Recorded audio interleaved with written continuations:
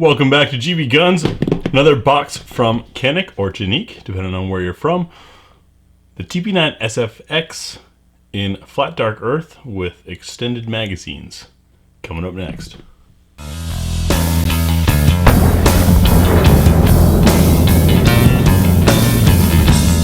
I literally just picked this up less than an hour ago from the shop.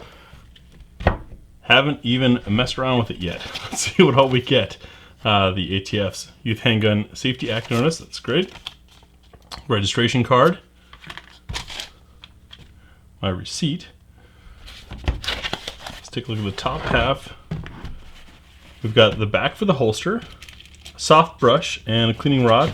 The owner's manual. Owner's manual is printed on high quality paper. Full color photos, which is nice.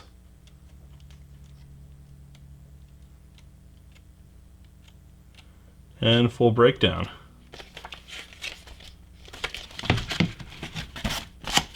Aside from that, we've got our pistol, a holster with the snap type, 2 magazines, a loader, these plates, which are for attaching reflex sights, which are numbered. I noticed in the manual there is a page that has what number goes to what optic. Our other back strap, child lock, and I thought this was just brilliant and very caring of them.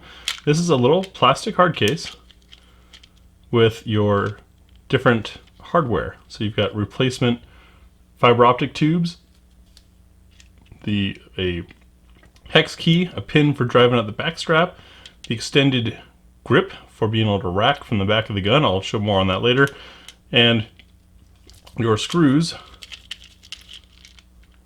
Nicely put in a little plastic case.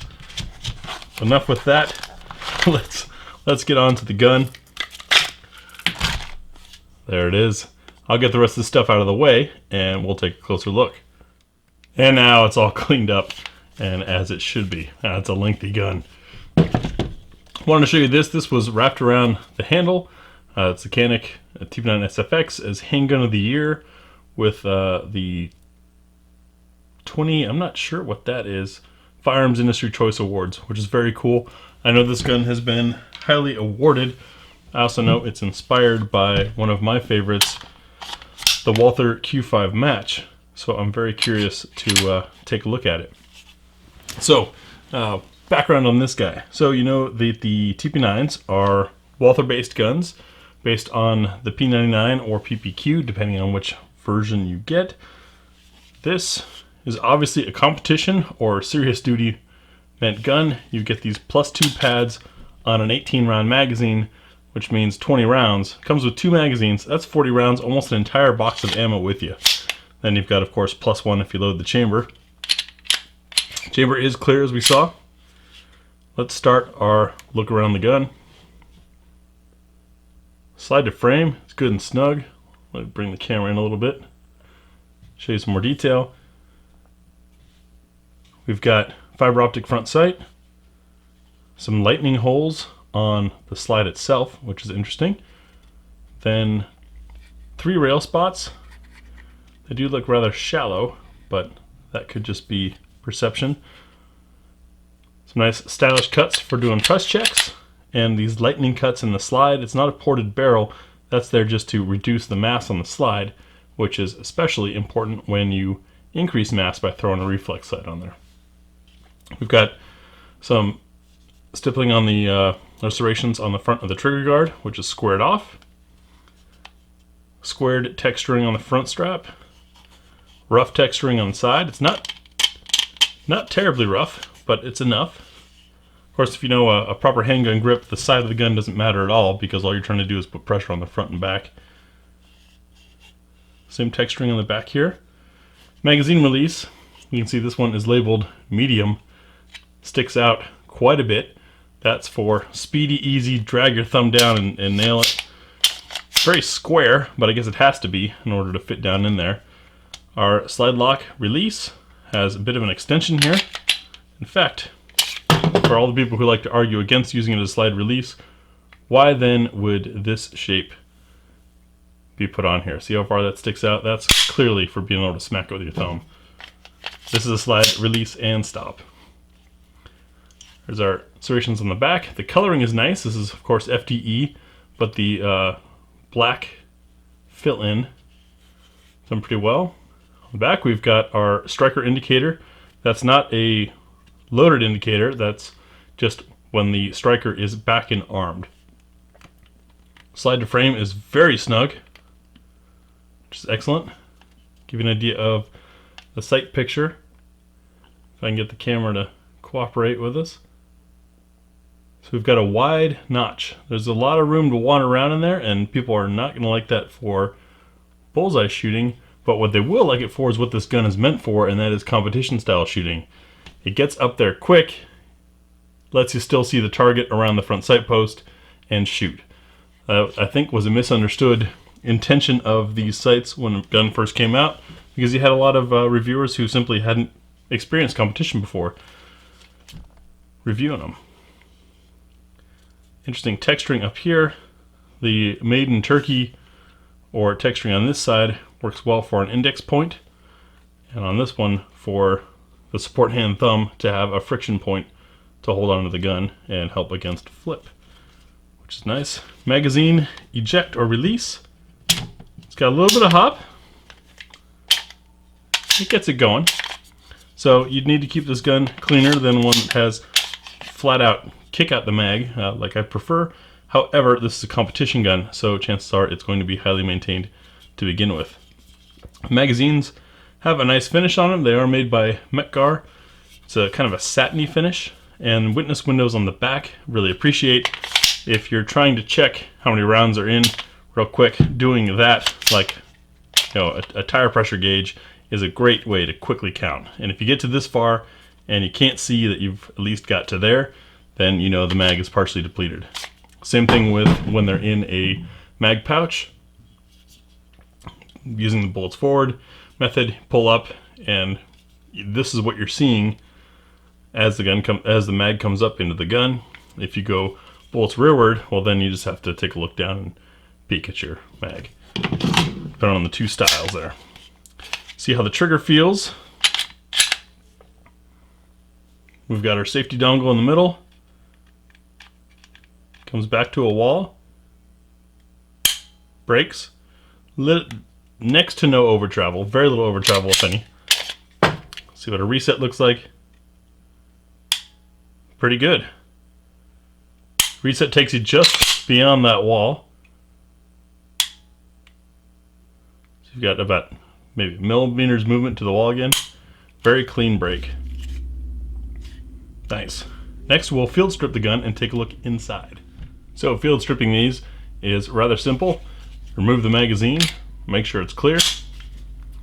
I'm gonna pull the trigger to let the striker go forward, and then there's these two nice, large, comfortable squares on each side. Those have to be pulled down simultaneously, and then you just push the slide forward. Slide comes off the gun. Let's take a look in the frame.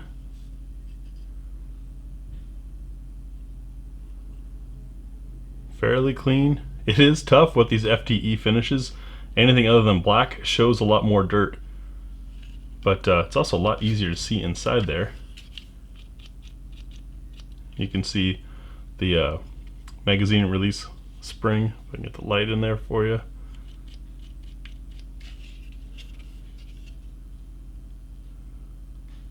Looks quite Walther-like. Got a very, very strong ejector that's even got a bend in it.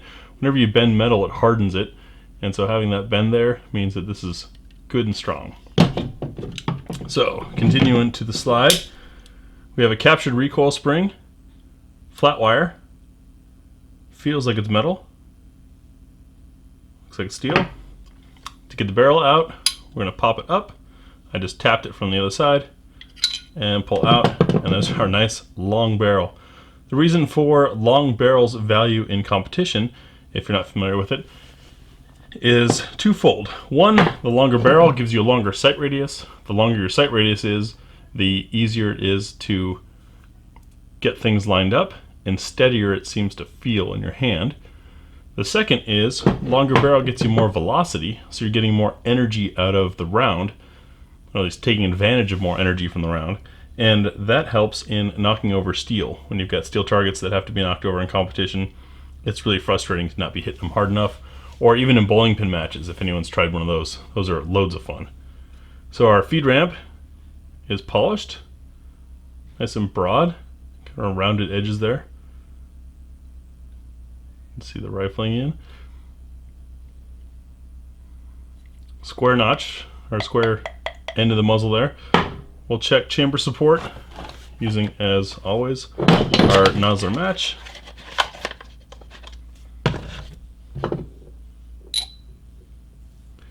And we can see we do not have full chamber support. That's interesting.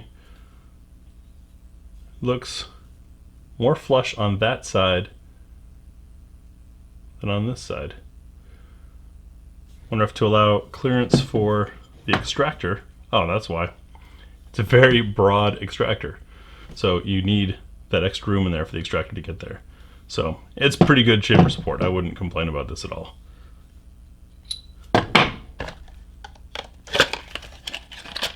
So I'll get this gun back together. Not sure if I'm going to run red dot or irons on it. I tend to shoot better with irons than the red dots, just because sometimes the red dots are so big they get in the way. But take this out for, of course, the full mag +1 basic reliability, see how it runs there. Then our what's for dinner test, running everything from 165 grain down to 65 grain. And of course, field accuracy of a 5-shot group at 7 yards. The what's for dinner test is probably going to be a little more interesting with this gun for a couple of reasons. One, we've got a lot more slide going on, but they have cut the weight. The second being, a lot of the Caniks tend to be made NATO spec, so they want a little hotter load. So 124 NATO instead of the 115 ball that we like to shoot here in the US. I remember originally some people had problems with the SFx Elite or the SF Elite models. They thought there was something wrong with the gun, and it's just the gun needed some 124 grain. So I'm curious to see what loads it likes and doesn't like. Also considering that we are getting a little bit more energy out of it for with that longer barrel length.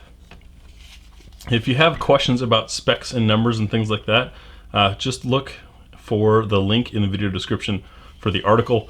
That's where I provide all that stuff. Since you're already online, there's no reason for me to read you numbers.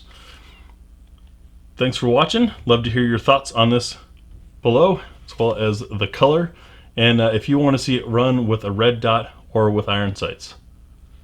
Thanks for watching.